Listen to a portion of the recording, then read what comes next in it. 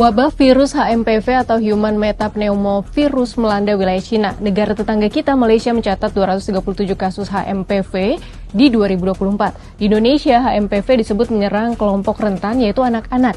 Bagaimana respons Menteri Kesehatan terkait HMPV ini? Lalu dengan tenang kita bahas seputar virus HMPV dan penyakit yang ditimbulkan. COVID itu virus baru. HMPV itu virus lama. Sama seperti virus flu, itu virus lama. Kalau virus baru kayak COVID, tubuh manusia tuh belum tahu bagaimana meresponsnya. Akibatnya, kalau dia menyerang tubuh kita bingung bagaimana meresponsnya. Sehingga kemungkinan besar risiko fatalitasnya tinggi. Kalau HMPV, tubuh kita tuh sudah tahu meresponnya seperti apa sama puluhan tahun. HMPV itu ditemukan 2001 dan sudah beredar di seluruh dunia sejak 2001. Dan selama ini juga nggak ada apa-apa juga. Menteri Kesehatan Budi Gunadi Sadikin mengimbau masyarakat tidak panik namun tetap waspada karena HMPV bukan jenis virus baru.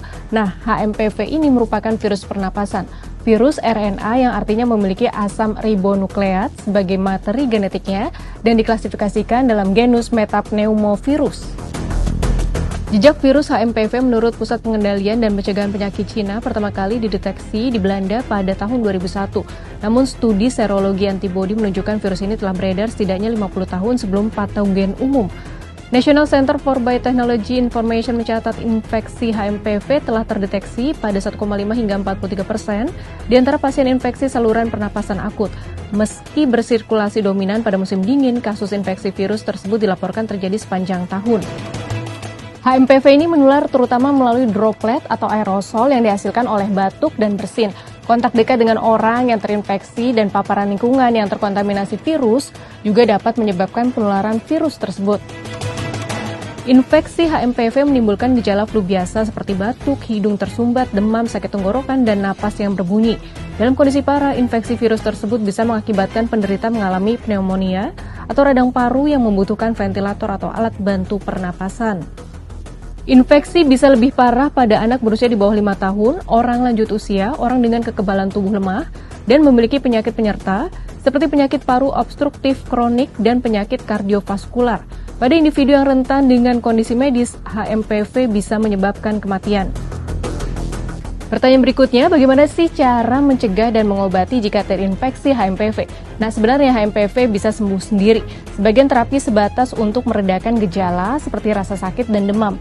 Namun bagi kelompok rentan, infeksi virus pernapasan ini dapat berakibat fatal. Untuk itu, pencegahan penyebaran virus tersebut perlu dilakukan di rumah sakit dan fasilitas perawatan lain, diantaranya isolasi droplet sampai dengan pemulihan klinis.